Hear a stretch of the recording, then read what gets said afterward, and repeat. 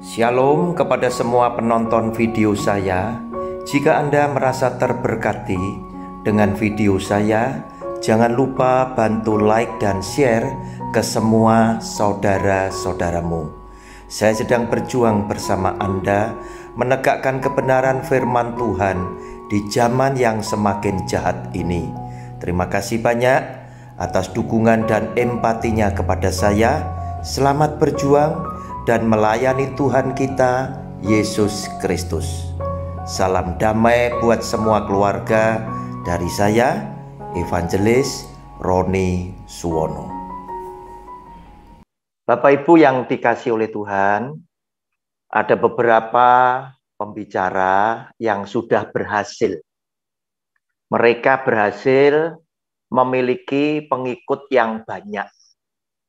Oleh karena mereka ini sering menyampaikan sesuatu peristiwa yang mereka alami secara surgawi. Sehingga bagi pendengarnya, bagi pengikutnya, cerita-cerita yang berbau surgawi itu selalu menarik perhatian untuk kita mengetahui dan ingin belajar lebih dalam. Bapak Ibu, cerita-cerita yang seperti itu belum tentu alkitabiah. Tetapi dengan yakinnya para pembicara ini betul-betul berani menyaksikan di hadapan para pengikutnya. Sehingga mencitrakan dirinya sebagai seseorang yang demikian punya kedekatan khusus dengan Tuhan yang ada di sorga. Salah satunya mereka bisa menyampaikan bahwa dia baru saja ketemu dengan Tuhan. Baru saja mendapat pesan dari Tuhan. Atau dibawa Tuhan ke surga. Atau dibawa Tuhan ke neraka dan lain sebagainya. Namun apa yang terjadi? Setelah seseorang itu berhasil menempatkan dirinya sebagai orang yang demikian hebat di hadapan para pengikut dan pengagumnya, beliau ini harus selalu memberikan cerita-cerita baru untuk membuat jati dirinya itu boleh tetap eksis sebagai orang yang istimewa di hati Tuhan. Oleh karena itu, beliau ini selalu akan memberikan kabar-kabar yang baru, yang spektakuler, yang berbau surgawi. Sebelum kita nanti akan melihat bagaimana mereka bernubuat tentang masa depan Indonesia untuk tahun 2023, kita akan menyaksikan video yang pertama ini lebih dulu.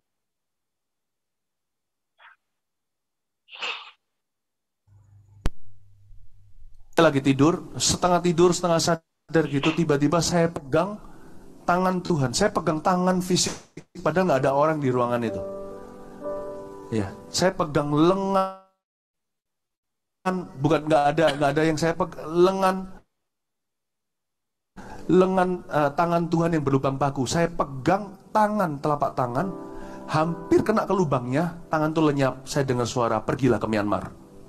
Nah, sekarang itu tahun 93 ya. Itu lubang pakunya ada di sini. Oh, padahal. Nah, sekarang ketemu Tuhan Yesus ya gimana? Nah, waktu pertama ketemu Tuhan Yesus itu tahun 93 ya. Itu lubang pakunya ada di sini. Nah, Bapak Ibu, kita melihat dua pembicara yang sama-sama punya pengikut banyak, ya. Yang pertama adalah Pastor Philip Mantova. Beliau menyaksikan ketemu dengan Tuhan, pegang lengan Tuhan, dan memegang bagian telapak tangannya, hampir kena lubangnya, mendadak tangan ini hilang. Kemudian muncul suara, pergi ke Myanmar. Artinya, lubang bekas paku Tuhan Yesus ada di telapak tangan. Menurut Pastor Philip Mantova.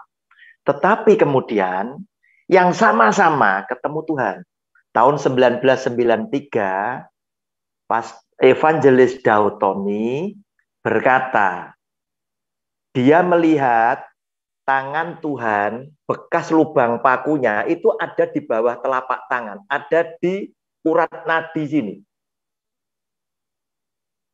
Nah, jika Anda hanya melihat junjungan masing-masing berbicara, artinya, misal nih, saya ini pengikutnya Pastor Philip Mantova, cuman mendengar video beliau. Saya akan meyakini ini benar, bahwa bekas lubang paku Tuhan Yesus ada di telapak tangan. Demikian pula, jika seandainya Pak Fran ini adalah penggemarnya Evangelis Dautoni, cuma dengar videonya Evangelis Dautoni, maka Pak Fran akan meyakini bahwa bekas lubang paku di tangan Tuhan Yesus ada di bawah telapak tangan, yaitu pas di urat nadi sini. Dan tidak ada masalah. Namun kemudian setelah saya tayangkan bersama-sama kedua video tersebut di hadapan penggemar Evangelis Dautoni, juga pengikutnya Pastor Philip Mantova. Anda jadi bingung sekarang. Sebab jika memang benar kedua hamba Tuhan yang istimewa ini ya berjumpa dengan Yesus Kristus Tuhan yang sama, mengapa lubang pakunya harus berbeda? Nah, ini kan jadi bahan pemikiran buat kita.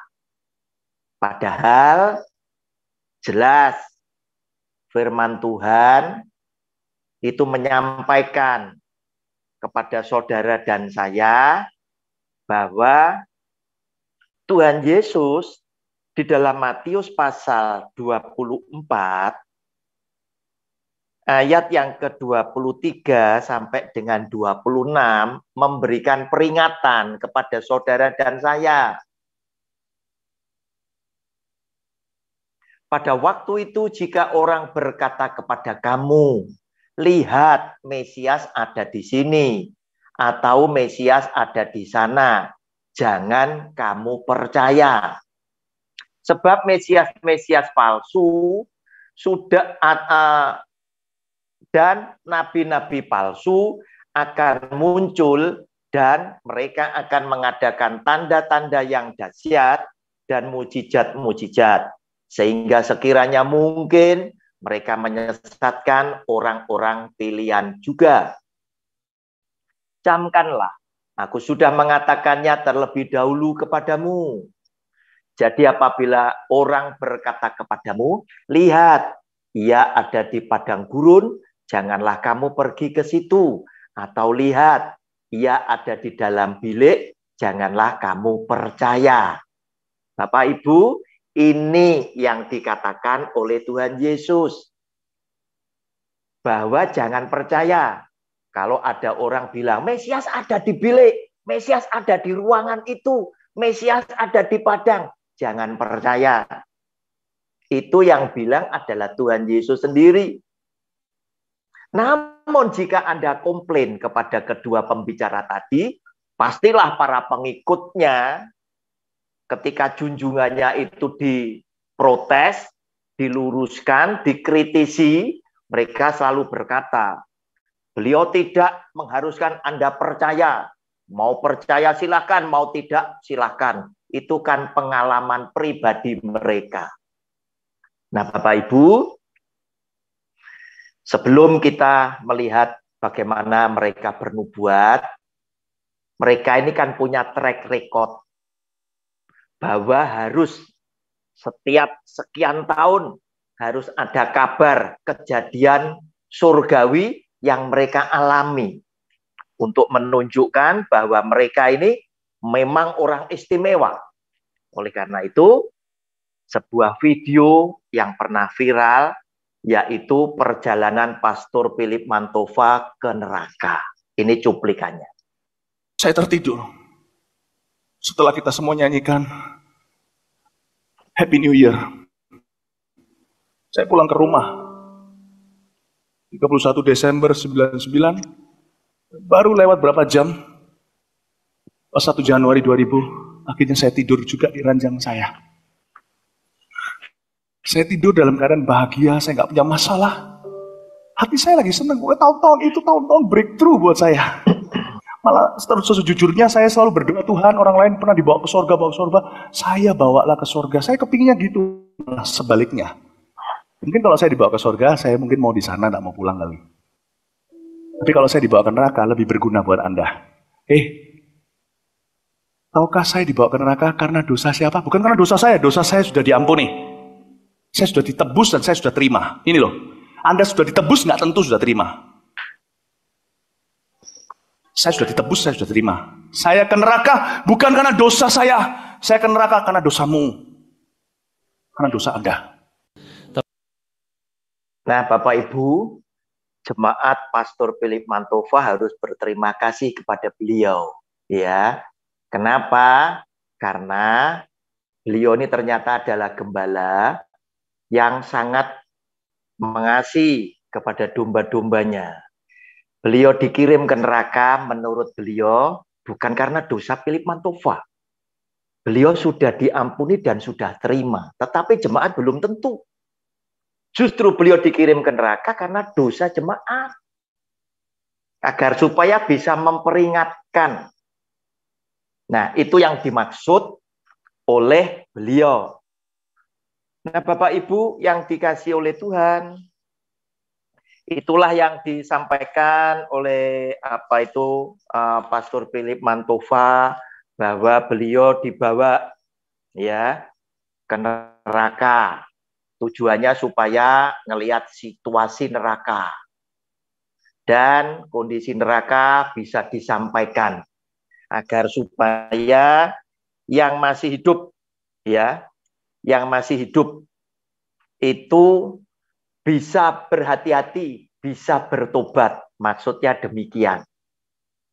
Bapak Ibu, firman Tuhan itu menyampaikan kepada saudara dan saya. Di dalam Lukas pasal 16, ayatnya yang ke-24. Sampai dengan ke-31. Lalu ia berseru katanya, Bapak Abraham, kasihlah aku, suruhlah Lazarus, supaya ia mencelupkan ujung jarinya ke dalam air dan menyejukkan lidahku, sebab aku sangat kesakitan dalam nyala api ini. 25 sampai 31. Tetapi Abraham berkata, anak, ingatlah bahwa engkau telah menerima segala yang baik sewaktu hidupmu, sedangkan Lazarus segala yang buruk. Sekarang ia mendapat hiburan dan engkau sangat menderita. Selain daripada itu, di antara kami dan engkau terbentang jurang yang tak terseberangi, supaya mereka yang mau pergi dari sini kepadamu ataupun mereka yang mau datang dari situ kepada kami tidak dapat menyeberang. Kata orang itu, kalau demikian aku minta kepadamu Bapa, supaya engkau menyuruh dia ke rumah ayahku. Sebab masih ada 5 orang saudaraku, supaya ia memperingati mereka dengan sungguh-sungguh, agar mereka jangan masuk kelak ke dalam tempat penderitaan ini. Tetapi kata Abraham, ada pada mereka kesaksian Musa dan para nabi. Baiklah mereka mendengarkan kesaksian itu. Jawab orang itu, tidak, Bapak Abraham, Tetapi jika ada seorang yang datang dari antara orang mati kepada mereka, mereka akan bertobat. Kata Abraham kepadanya, jika mereka tidak mendengarkan kesaksian Musa dan para nabi, mereka tidak juga akan mau diyakinkan sekalipun oleh seorang yang bangkit dari antara orang mati. Demikianlah firman Tuhan yang disampaikan kepada Tuhan, kepada kita oleh Tuhan, bahwa sesungguhnya Tuhan sudah tidak pernah punya kepentingan lagi. Walaupun dia harus membangkitkan orang yang bangkit dari antara orang mati, kemudian datang ke bumi untuk memperingatkan orang yang masih hidup, supaya kamu nanti tidak masuk ke neraka sana. Nah, saudara, dengan arti kata lain, Tuhan ingin sampaikan, surga dan neraka itu ada. Dan sudah ada penghuninya. Tetapi keadaan surga dan neraka tidak perlu disampaikan kepada siapa-siapa. Sebab Tuhan bilang, kan sudah ada kitab Musa dan kesaksian para nabi. Jika mereka tidak percaya kepada kitab Musa dan kesaksian para nabi, maka mereka pun juga tidak akan percaya. Walaupun seseorang dari kematian dibangkitkan, kemudian datang ke bumi untuk memperingatkan mereka. Nah, saudara, terserah Anda mau yang percaya yang mana. Kitab suci, semua firman Tuhan yang tertulis dalam kitab suci, atau kesaksian dari orang-orang yang hari ini menjadi orang yang terkenal. Bapak Ibu, menjadi orang yang terkenal di bidang yang satu ini, menurut saya penuh tekanan. Sebab selalulah orang-orang semacam Pastor Philip Mantova, Evangelis Daud Tony, yang sering cerita tentang hal-hal yang surgawi, selalu dinantikan. Karena mereka, para pengikutnya, berkesimpulan bahwa beliau ini adalah orang yang serba tahu, serba bisa. Orang lain tidak tahu, beliau tahu. Orang lain tidak mengerti, beliau paham. Nah, demikian.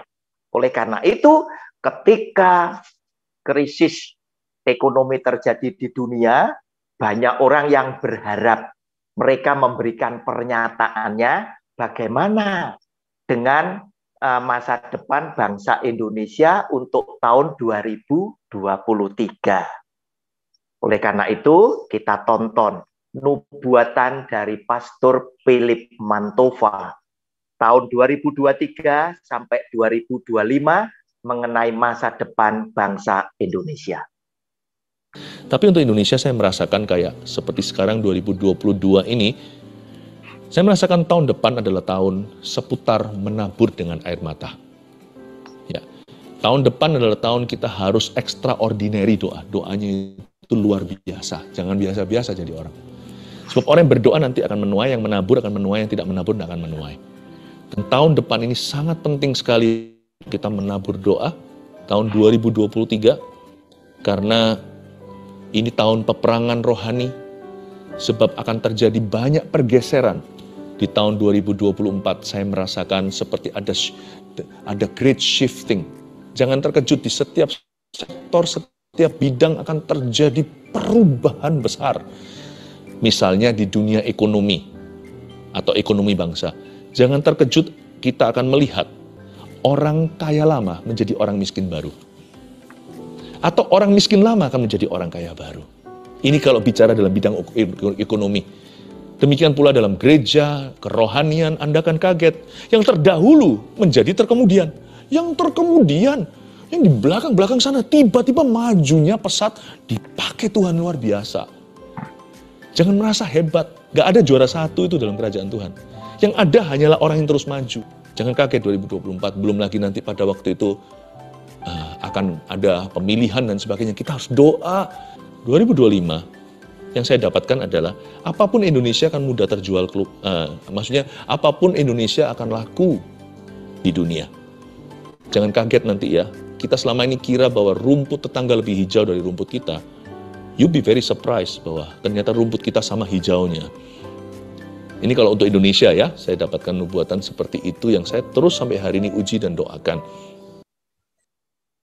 Bapak Ibu, itulah nubuatan dari Pastor Philip Mantova untuk Indonesia tahun 2023 sampai dengan 2025. 2023 beliau berkata, kita mesti sangat khusus berdoa untuk Indonesia. Jangan setengah-setengah, sangat sungguh-sungguh. Artinya beliau ingin menyampaikan bahwa tahun 2023 adalah tahun yang sulit untuk Indonesia. Ya, tahun yang sulit, sangat sulit.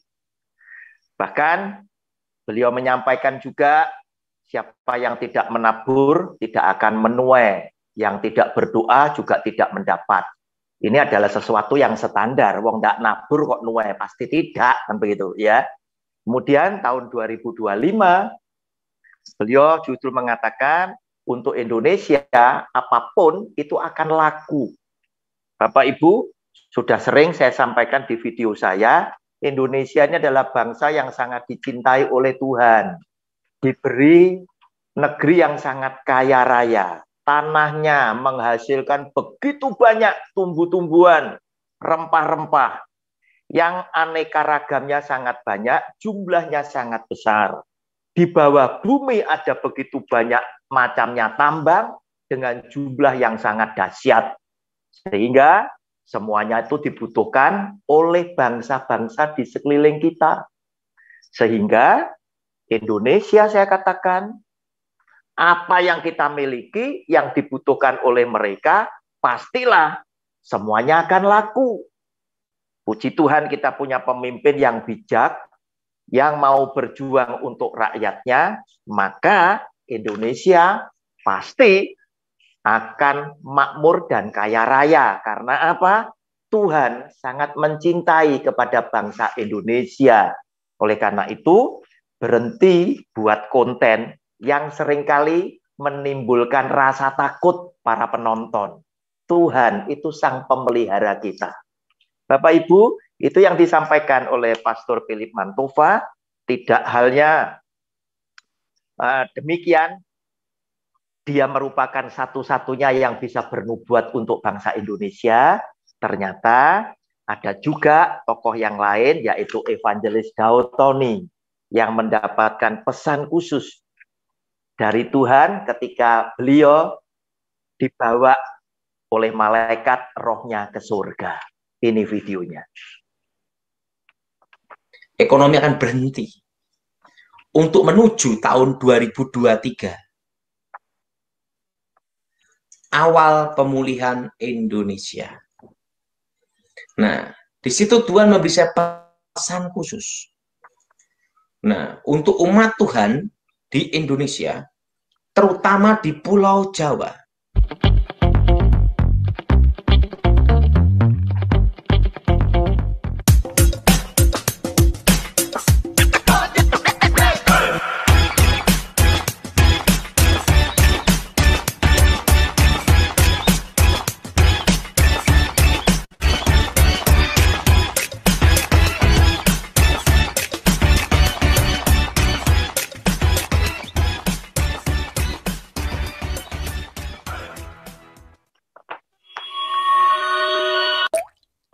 Nah, saudara kasih dalam Tuhan, saya mendapat pesan Tuhan, saya masih ingat, itu kejadian waktu saya lulus sekolah Alkitab.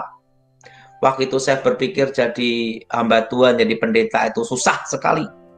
Makanya saya ambil keputusan untuk bisnis. Suatu kali tiba-tiba Tuhan bicara sama saya, Daud, engkau udah waktunya pulang ke rumah Bapak. Saya ngomong sama Tuhan, Tuhan, kalau engkau beri aku kesempatan, umurku diperpanjang, walaupun sesaat saja, aku melayani engkau sungguh-sungguh. Nah, waktu itu apa yang terjadi? Saya singkat aja. Tiba-tiba saya boncengan sama teman, naik motor, saya masih ingat itu. Naik motor, berdua, kenceng, arah ke Wonogiri, kecelakaan. Duar, tabrakan. Waktu kecelakaan tabrakan, roh saya dibawa Tuhan, dibawa malaikat ke surga. Disitulah saya ditunjukkan masa depan. Apa yang akan terjadi dari awal hidup saya sampai nanti masa tua saya. Nah, seperti saat ini, saya ini hanya ditunjukkan hidup saya itu dari waktu itu sampai hanya umur 45 ke atas, saya tidak ditunjukkan lagi. Nah, saya hanya ada pendeta gemuk, pendek, jelek. Nah, rambutnya udah putih, nih rambut sudah putih ini saya. Nah, itu. Nah, ini saya cerita, di situ saya ditunjukkan apa yang akan terjadi atas bangsa ini. Nah, saya suruh kembali. Nah, yaitu pemulihan Indonesia. Bahwa Indonesia dipulihkan Tuhan 25 tahun. Dimulai dari krisis 98. Dimulai dari krisis 98. Jadi akan terjadi, anginnya akan datang 2018, 19, dan badainya itu 2020. Dan pertengahan tahun 2020, tepatnya bulan 6, bulan 7, akan terjadi stagnat ekonomi. Ekonomi akan berhenti. Untuk menuju tahun 2023, awal pemulihan Indonesia. Nah, di situ Tuhan memberi saya pesan khusus. Nah, untuk umat Tuhan di Indonesia, terutama di Pulau Jawa, saudara semua kelola tanah dan beli tanah. Nah, Bapak Ibu, itu adalah pesan khusus yang diterima oleh Evangelis Daud Tony ketika rohnya dibawa oleh Tuhan ke surga. Nah, senang Bapak Ibu kita membicarakan tokoh-tokoh yang hebat ini, ya. Mereka bisa ke neraka, bisa ke surga, bisa ketemu Tuhan, bisa dengar firman pesan dari Tuhan, dan lain sebagainya. Bahkan Tuhan itu bisa memberikan pesan yang dibutuhkan oleh bangsa Indonesia, yaitu tahun 2023. Bapak Ibu, apa yang disampaikan oleh Evangelis Daud Tony tadi, jelas beliau menerima pesannya itu tahun 1997. Mengapa? Karena dipulihkan 25 tahun. Dimulai dari krisis 1998. Sehingga saya sebagai seorang analis, dulu saya seorang analis pasar nasional untuk perusahaan rokok Gudang Garam, pusat kota Kediri. Jadi saya suka menganalisa. Berarti Evangelis Daud Tony, peristiwa 1998, bisa-bisa Tuhan juga kasih tahu loh. Beliau tahu loh, bahwa ini akan terjadi chaos di negeri Indonesia, sampai-sampai Presiden Soeharto harus dilengsarkan.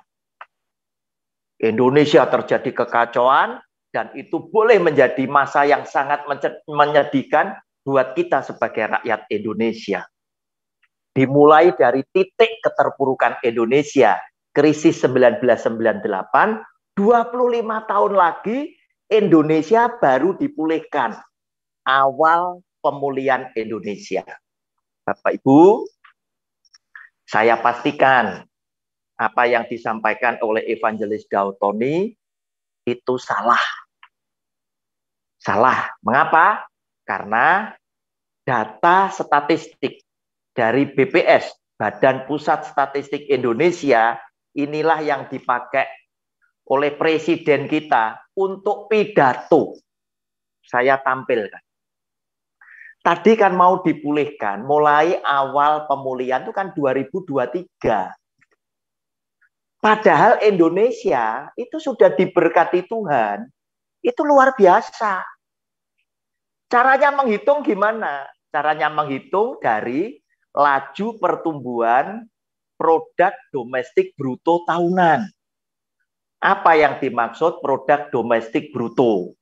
PDB atau GDP. Ya, gross domestic product. Apa yang dimaksud? Adalah semua nilai barang yang dihasilkan ditambah semua nilai dari jasa-jasa yang dihasilkan oleh suatu negara pada periode tertentu. Itu disebut PDB atau GDP. Ya, GDP. Ya, 2011 kita itu mencatatkan naik 6,17 dibandingkan tahun lalu. Kemudian 2012 masih surplus terus. Ya, 6,03. 2013 5,56. 2014 5,01. 2015 4,88. 2016 5,03. 2017 5,07. 2018 5,17. 2019 5,05. Evangelis Daud Tony tadi bilang awal pemulihan Indonesia 2023. Padahal Indonesia sudah diberkati. Bukan dipulihkan lagi, diberkati luar biasa. Sehingga lewat catatan prestasi kita, semua bangsa di dunia itu memberikan penghormatan yang setinggi-tingginya kepada bangsa Indonesia melalui Bapak Presiden kita. Baik Bapak SBY maupun khususnya kepada Bapak Presiden kita Joko Widodo. Terlihat ketika beliau menghadiri konferensi pertemuan tingkat tinggi dengan para pemimpin negara-negara lainnya, beliau itu kalau berfoto itu ditaruh di barisan paling depan. Itu adalah bahasa politik internasional. Siapa kira-kira yang berprestasi, siapa kira-kira yang patut mendapatkan penghormatan di antara pemimpin-pemimpin itu tadi, dipersilakan berdiri ada di barisan paling depan. Bapak Ibu, tadi Evangelis Daud Tony bilang, anginnya akan datang 2018, 2019. Artinya kan ini kan bahaya. Itu mencatatkan angka masih 5%-an, begitu loh. Baru 2020 ketika terjadi COVID-19 di dunia ini tadi, Indonesia terkoreksi minus 2%. Namun 2021 kemudian mencatatkan angka positif lagi di kisaran 3%. Bagaimana di tahun 2022? Nanti kalau datanya sudah keluar dari BPS, saya akan bahas kembali, tetapi saya yakin akhir Desember 2022 kita masih surplus, masih positif. Bapak Ibu, ketika beliau berkata naik ke surga, ya, kemudian Philip Mantova bilang dibawa ke neraka. Surga dan neraka memang adalah tempat yang ada. Penghuninya sudah ada. Salah satunya Elia dan Henok ada di sana. Tetapi Elia dan Henok tidak turun lagi ke bumi. Tidak akan pernah Elia dan Henok turun ke bumi. Tidak akan pernah. Sudah di surga enak-enak, ngapain? Harus turun ke bumi dan mati di bumi lagi. Tidak akan. Bapak Ibu, tetapi surga dan neraka, dua tempat yang memang sudah ada, itu oleh Tuhan tetap dijadikan sebuah misteri buat kita yang masih hidup. Kita tidak akan pernah tahu keadaan surga seperti apa, neraka seperti apa. Kecuali saat nanti kita pulang ke sana, baru kita tahu. Ayatnya sebagai penutup, Yohanes pasal 3 ayat 13. Ini yang diutarakan sendiri oleh Tuhan Yesus saat dia ngobrol dengan Nikodemus. Tidak ada seorang pun yang telah naik ke surga selain daripada dia yang telah turun dari surga, yaitu anak manusia, yaitu Tuhan Yesus sendiri. Sehingga kalau ada orang bilang, saya dibawa Tuhan ke surga, saya dibawa Tuhan ke neraka, Kalau itu benar, berarti Tuhan Yesus tidak menggenapi firman-Nya. Tetapi jika Tuhan Yesus menggenapi firman-Nya, berarti kabar-kabar seperti itu adalah kabar bohong yang tidak perlu kita percayai. Demikian Bapak Ibu yang saya bisa paparkan. Silakan siapa yang mau memulai untuk memberikan tanggapan atau pertanyaan. Tuhan Yesus memberkati Anda bersama keluarga, sebagaimana Tuhan Yesus memberkati saya bersama dengan keluarga saya. Amin. Silakan, ada Bapak Pendeta Muda Wahyudi Lingga, Pak Cunwi, Pak Yunus, Ibu Diana, Pak Michael yang mau memberikan tanggapan, Pak Tirta, Pak Rudi, Bu Ripka, Ya, silakan. saya mau beri tanggapan. Kalau Silakan. saya, Pak, Silakan Pak Tirta. siapapun saya nggak percaya bahwa dia ke surga. Itu semua hanya hayal. Mimpi itu kan, Pak, Iya. ya kita kalau di siang hari ya melakukan sesuatu hal-hal belum selesai, masih ada di dalam pikiran kita, itu akan muncul setelah kita tidur. Itu muncul jadi mimpi gitu. Ya. Mimpinya sesuai kehendak kita. Makanya seperti Daud Tony ya kan, dan Mantova, itu dia juga sebagai pendeta tentu dia kan mau mengalami selalu kan mau. Makanya mimpilah dia seperti apa yang terjadi. Mimpinya itu juga sesuai dengan apa yang dia ajarkan di Alkitab gitu kan. Mimpinya surga kayak gini, ya itu udah ada ceritanya kan di Alkitab. Yesus tangannya berlobang, itu udah ada ceritanya. Nah, kalau orang itu mimpinya, aku lihat Yesus jadi raksasa, nah saya percaya, itu lain. Nggak ada ceritanya semua apa yang dia di Alkitab itu. Karena memang dia pendeta, ya terus dia harus menghafal, menghayati Alkitab kan untuk mengajarkan jemaatnya. Jadi saya rasa itu hanya ilusi, hayalan ya. Jadi di dalam mimpi itu adalah kembangnya tidur. Kalau kita tidur ada masalah siang belum selesai, kalau kita nggak bisa lepaskan itu, ya dari pikiran kita itu akan terjadi di malam hari. Saya juga ngalami hal-hal seperti itu, mimpi. Ya. Ada persoalan, malamnya ngimpi saya begini, begitu.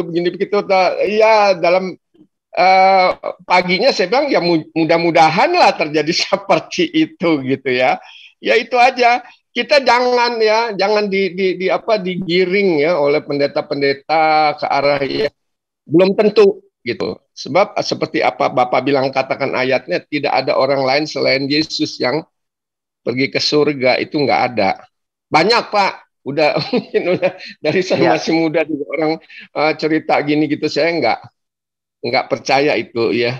Terima kasih, itu tanggapan saya, puji Tuhan. Terima kasih Pak Tirta. Memang apa yang kita ketahui, khususnya ya, para pendeta dan kita semua yang ada di Zoom ini kan suka baca Alkitab.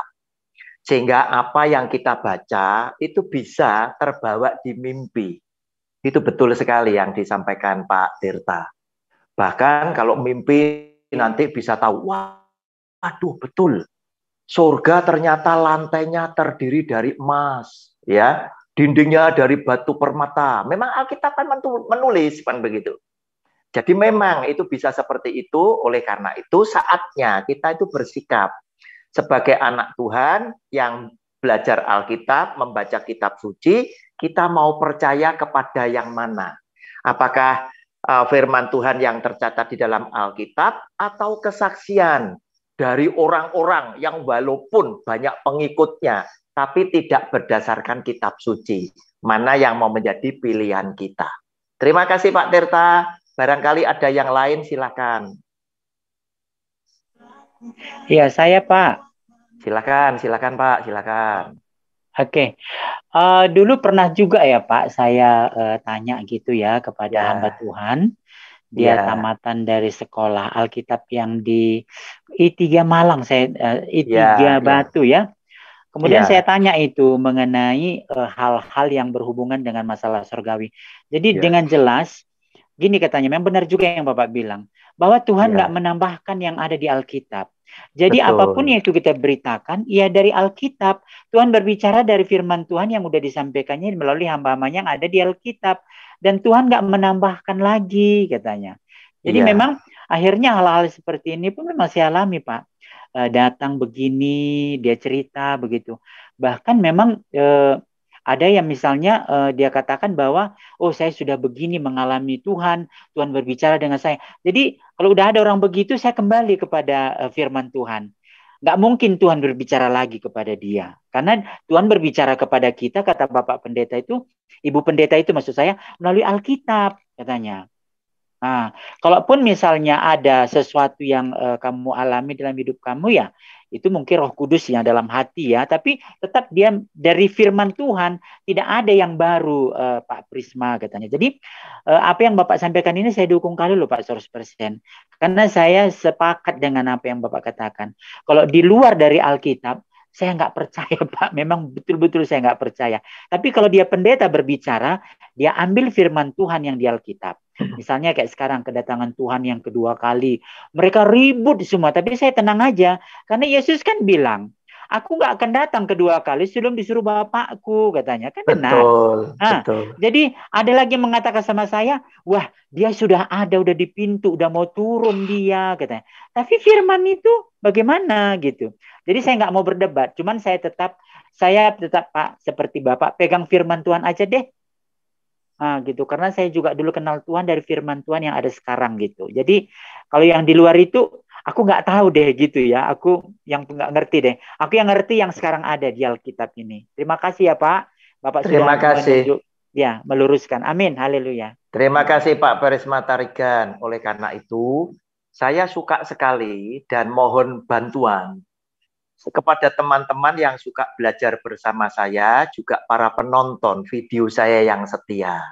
Jika Anda merasa cocok dengan video saya, pengajaran saya ini sedang berjuang dengan Anda. Bagikan, share semua video saya ke kontak Anda semuanya, agar supaya banyak orang yang terberkati dan tidak sampai disesatkan. Saya setuju dengan Pak Perisma apa yang Anda sudah sampaikan. Lewat apa yang Anda sampaikan tadi, saya akan meneguhkan dengan ayat firman Tuhan. Ibrani pasal 1 ayat 1 dan 2. Ibrani pasal 1 ayat 1 dan 2. Ya. Setelah pada zaman, ini kok ada tulisannya itu Pak Fran, ketutup Pak Fran. Saya bacakan, setelah pada zaman dahulu, Allah berulang kali dan dalam pelbagai cara berbicara kepada nenek moyang kita dengan perantaraan nabi-nabi. Maka pada zaman akhir ini, Ia telah berbicara kepada kita dengan perantaraan anaknya, yang telah Ia tetapkan sebagai yang berhak menerima segala yang ada. Oleh Dia, Allah telah menjadikan alam semesta.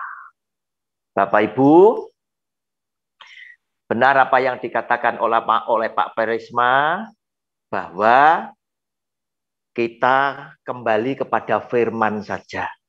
Kenapa?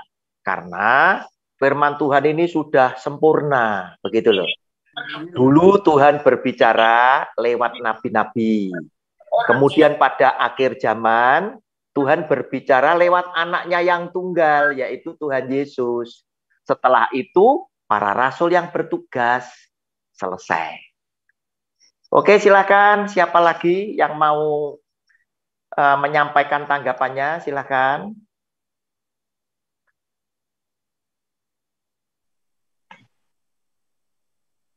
Izin Ada Pak. Pak Yunus. Oh, silakan Pak Yunus. Silakan. Terima kasih Pak Roni. Salam Silakan Pak Yunus. semuanya. Shalom, selamat malam. Ada dua hal Pak, mudah-mudahan saya hanya Ya. singkat saja. Iya Yang Pak. pertama saya ingin kita disegarkan kembali ingatan kita ya. Tentang Pak Dotoni, tahun berapa dia mulai bertobat dan tidak lagi jadi dukun? Ada yang ingat? 1993. 1993. Iya. Dan kemudian setelah itu dia mulai khotbah, bersaksi, dan mengatakan bahwa sejak dia bertobat, semua ilmunya hilang. Betul. Ya toh? Itu 93. Iya. Kemudian tahun berapa Pak SBY menjadi presiden? Pak SBY jadi presiden. Sebentar, 2004, 2014. Iya, 2004. SBY, iya. Pak Sebab Pak SBY Jokowi 2004-2014. Ya, Pak Jokowi 2014-2024. Betul. Jadi ketika dia mengatakan mendapat order dari Pak SBY, itu pasti di antara tahun 2004 sampai 2014 kan untuk membunuh Said Baba? 2011. Oke. 2011 ilmunya masih ada nggak? Ya, kalau apa itu namanya, beliau berkata itu pertempuran hidup atau mati, harusnya itu kan apa itu namanya menggunakan sesuatu.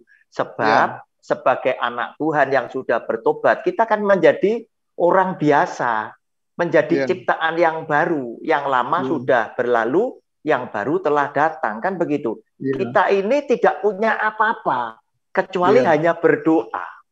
Baik. Ya. Jadi ada dua kemungkinan ya, dia bertempur memenuhi order dari Pak SBY menurut cerita dia itu, tentu dengan dua cara. Cara ilmu lama sebagai dukun, santet, atau cara doa. Iya. Iya kan, karena dia sudah jadi anak Tuhan, sudah jadi pengkhotbah, sudah tinggalkan ilmunya, berarti dia pakai cara kedua. Kemungkinan toh, cara doa. Pertanyaannya, bisakah cara doa membunuh orang? Nah, para pengikutnya ya, semua berkata, dalam nama Tuhan Yesus itu serangannya mental balik, Pak. kan dia kan dapat order. Iya, dia dapat order, betul. Dia dapat order untuk untuk menyelesaikan. Iya, intinya begini. Apakah dia bohong ketika dia bilang saya bertobat tinggalkan ilmu saya, atau dia berbohong mendapat order dari Pak SBY untuk membunuh Said Baba? Itu saja pilihannya. Bohong yang waktu bertobat atau bohong dapat order. Iya. Itu yang pertama. Jadi kalau sudah begitu, kalau masih ada orang yang percaya sama orang yang bohong seperti itu, ya resikonya ambil sendiri deh. Iya kan? Iya. Oke, itu yang pertama. Yang kedua, tentu kita pasti tahu Paul Choyonggi. Oh ya, Choyonggi. Korea. Korea. Iya. Pernah menjadi membangun gereja yang terbesar di dunia. Terbesar, betul. Ya, kemudian punya jemaat yang juga begitu banyak, puluhan ribu. Iya, betul. Intinya ini hamba Tuhan yang diberkati Tuhan. Dipakai oleh Tuhan. Sangat luar biasa sekali. Ya. Kita masih ingat berapa banyak pendeta-pendeta Indonesia yang pergi ke Korea. Iya. Rasanya nggak ini kalau nggak apa rasanya ya kalau tidak ke Korea, ke gerejanya beliau. Betul. Jadi kiblatnya adalah Choyonggi. Saya lupa persisnya Pak Roni tahun berapa, 80, 90. Pak Paul Choyonggi tiba-tiba berkata, Tuhan Yesus akan datang kembali pada tanggal, bulan, tahun sekian. Iya. Heboh. Dan terpecahlah antara yang percaya dengan yang tidak percaya. Yang tidak percaya bilang, tidak mungkin, Yesus sudah bilang. Iya. Tidak ada yang tahu, anak pun tidak, hanya Bapa. Tiba-tiba pendeta yang dipakai Tuhan sangat luar biasa sekali ini menyampaikan datang tanggal, bulan, tahun. Nah, yang mendukung bilang, dia kan sudah dekat sekali sama Tuhan. Siapa tahu memang Tuhan membisikkan kepada dia. Hanya kepada dia, yang lain tidak. Gitu ya. Ya, terpecah dua lah antara yang percaya dengan tidak percaya. Dan Akhirnya waktu berjalan terus, nggak pernah berhenti. Dan tibalah pada tanggal, bulan, tahun yang dia sebut. Tuhan Yesus tidak datang. Apa yang terjadi? Paul Choyonggi bilang, Paul Choyonggi sudah melakukan kesalahan. Dan dia mati atas kesalahannya. Yang ada sekarang ini bukan lagi Paul Choyonggi, dan dia ubah namanya jadi Yohanes Yonggi Cho. Iya. Nah, karena Paul sudah mati. Ini kisah nyata, bukan dongeng yang saya sampaikan. Iya. Silakan buka kembali sejarah, buka kembali apa yang bisa kita buka, Google atau apa. Ini kejadian. Nah, jadi sebelum kita bicara tentang Pak Philip, kemudian Pak Daud Tony, ada seorang pendeta yang mendunia yang sudah melakukan satu yang blunder, berani-berani bertentangan dengan Alkitab. Nah, itu yang sudah dilakukan oleh Paul Choyonggi, pendeta yang luar biasa dipakai oleh Tuhan. Tapi siapapun dia, kalau berani bertentangan dengan firman Tuhan, maka dia akan berhadapan dengan Tuhan sendiri. Tinggal kita, apakah mau menjadi umatnya yang binasa karena tidak mengenal Tuhan, yang tidak tahu ajarannya Tuhan, yang mengutamakan ajarannya manusia, pilihan ada pada kita.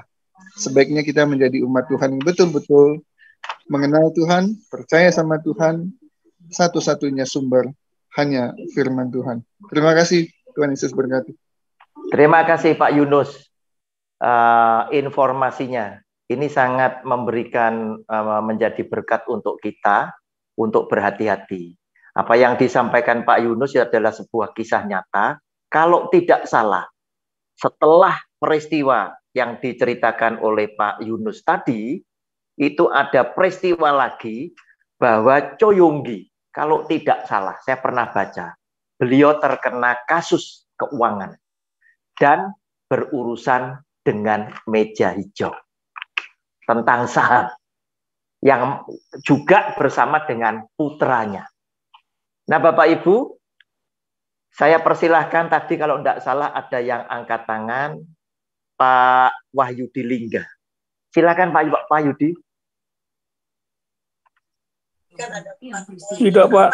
Oh, tidak. Oh, oke. Oke, silakan. Siapa lagi yang mau menyampaikan? Ya, sedikit saya ingin nambahkan, saya juga ingat itu Pak Choyonggi itu ya terlibat keuangan karena anaknya yang menggunakan uang begitu hebat. Akhirnya dia bela anaknya. Ya, itu sampai ke pengadilan itu. Saya ingat. Ya, kalau tidak salah sampai kena vonis kok itu. Nggak salah, masuk penjara. Iya. Nah, karena memang benar-benar uang itu habis dipakai oleh anaknya. Tapi karena anak dia bela. Sebenarnya kita anak siapapun ya, kalau kita memang di dalam Tuhan, tidak ada yang kita bela kalau dia salah, mestinya gitu. Tapi ya, itulah terjadinya ya. Iya, betul. Itu memang sampai menghabiskan di atas 500 miliar atau berapa gitu. Dan akhirnya memang karena pengikut-pengikutnya yang setia, yang punya uang, akhirnya bela Choyonggi untuk keluarin uang untuk menutupi itu. Di pengadilan sudah divonis Choyonggi disalahkan, tapi itu uang para pengikut Choyonggi yang setia, yang punya uang, dia keluarin uangnya untuk nutupi itu. Itu yang terakhir terjadi itu. Saya ingat akhirnya belakangan Choyonggi meninggal deh. Iya, aduh, tragis sekali ya. Kenapa enggak bisa sampai akhir? Kan sayang sekali gitu. Ya, udah tinggal langkah akhir kan Iya, sebenarnya. sayang sekali kan gitu. Dia dipakai secara luar biasa.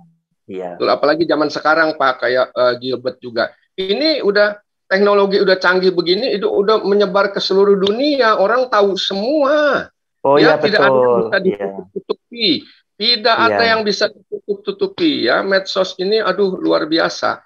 Jadi kita berbuat nggak benar itu udah terlihat. Apalagi dia sebagai orang yang terkenal, itu udah dimonitor di seluruh dunia.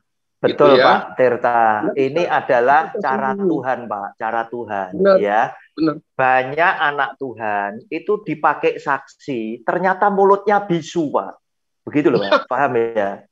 Ya, wong saksi kok bisu. Ya. Nah, karena itu Tuhan pakai medsos, internet ini, pakai Zoom ini untuk menelanjangi siapa saja yang berbuat kesalahan, berbuat dosa, apalagi memakai nama Tuhan dengan sembarangan, gitu loh. Iya, betul. Nah, karena Tuhan bilang, kalau kamu tidak bisa memuliakan nama Tuhan, batu ini bisa dipakai. Nah, ini sekarang dia pakai ini, begitu loh.